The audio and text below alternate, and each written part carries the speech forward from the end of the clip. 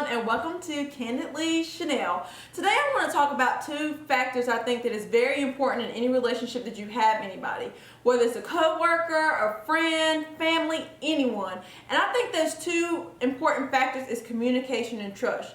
Communication is a connection between two people. That means is communicating how you feel, what's going on, talking about things. And I think it's very important for people to be a good communicator, and especially being effective. And I think that's one of my good qualities is that I communicate about everything. Like I don't hide, even though sometimes I may not talk about stuff, I don't hide anything because I feel like it's important for people to know things that are going on. Trust. Say trust. Trust is committed or is something entrusted in someone for their use or safekeeping. So when you trust somebody, you want to think that whatever you're with them or whatever you say is safe. And I feel like trust and communication go very hand in hand. How can I not communicate something to you that I can't trust you with, you know?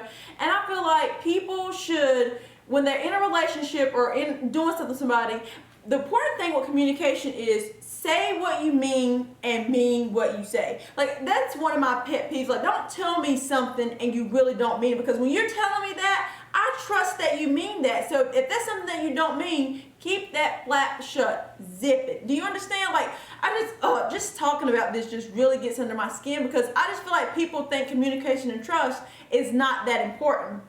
And I think it's very two important ingredients to have any type of successful relationship. You know, you can't go around moping around and thinking people that are mind readers. Nobody is no mind reader but God, and God ain't coming down to tell you about what somebody says. I mean, he really is not going to do that. And you know, I don't understand why people just can't be trusted. Like one thing you need to watch about with somebody is, I try not to ever say this, but when somebody comes to try to tell me something, I never say, who am I going to tell? I'm not going to tell anybody, because when somebody says that to you, their ass is going to tell it. You better watch out for that. So, you know, I feel like, you know, I like to be surrounded with people who like openly communicate, they don't hide their feelings, and really can be trusted. And I found this quote that says, without communication, there is no relationship. Without respect, there is no love. Without trust, there is no reason to continue. And if in any type of relationship you have, whether it is a co-worker, a friend, or a partner, if you don't have communication and trust, that relationship is already set up for failure.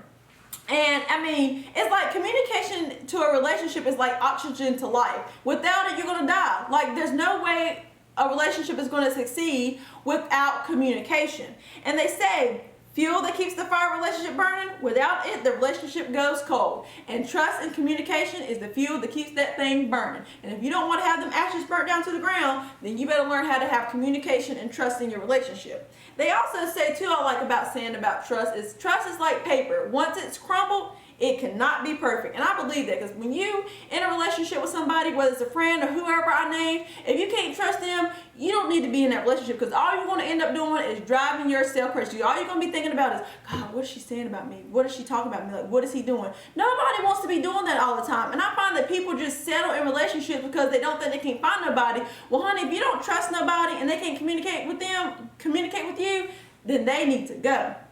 And another thing they say about relationships too is a relationship is like a relationship without trust is like a cell phone without service, honey. And you ain't gonna operate no cell phone if it ain't got no service. So how do you expect to operate a relationship if you don't have no trust? Listen, I'm gonna tell y'all something. I love quotes. I am the queen of quotes. I am a quote guru, and I'm telling you, quotes be speaking to me. That's why we want to share these things with you, so you can understand them things touch my soul like a good sermon in church. I'm trying to tell you. And you know, people, you know, I just don't know. Like I just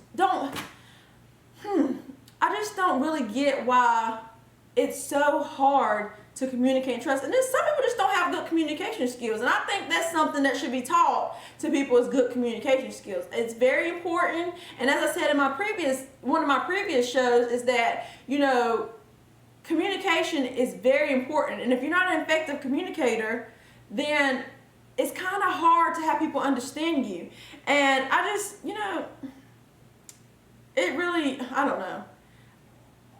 I guess maybe I'm the only person who thinks that communication and trust is important. I don't know, but I feel like when I ask these questions when I'm talking to somebody, like what are qualities you look for in a relationship, whether it's with a co-worker or whoever it may be, I just find that if you can't communicate to me, I can't trust you. you. And if you can't trust me, I can't communicate. They run hand in hand together.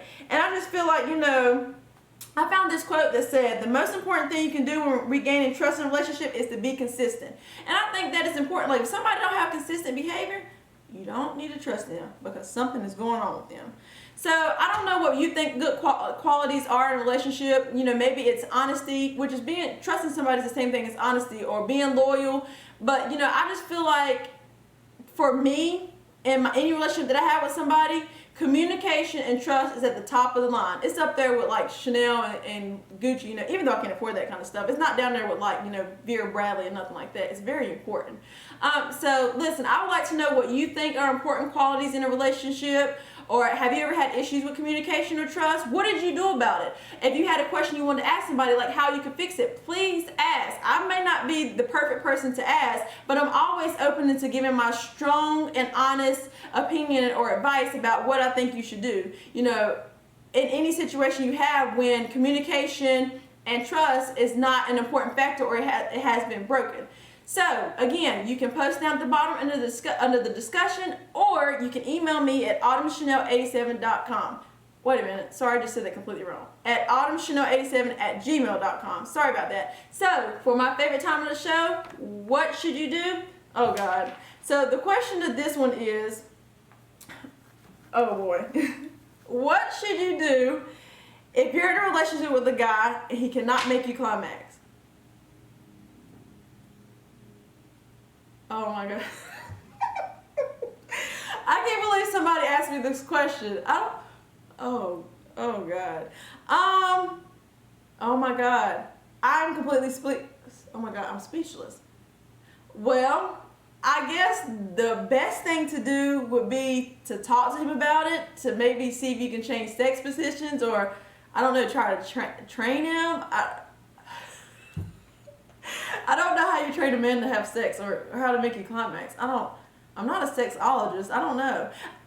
If it was me, I would try to talk to him, or maybe suggest doing like different positions during that moment, or, tell him like, this is what I like, this is what works for me. Try to give him the chance to fix it before running. But then after some time, if the sex is just bad, I don't know about that, because I think sex is an important quality in any type of relationship. So I guess my suggestion would be to talk to him about it and show him what it is that you like, or even be creative in the bedroom. Think of like spontaneous and crazy funky things to do to maybe help that mood. So I don't know. I hope that helps, and if anybody else has a good answer to that, please let us know. Thank you for watching, and I'll talk to you soon.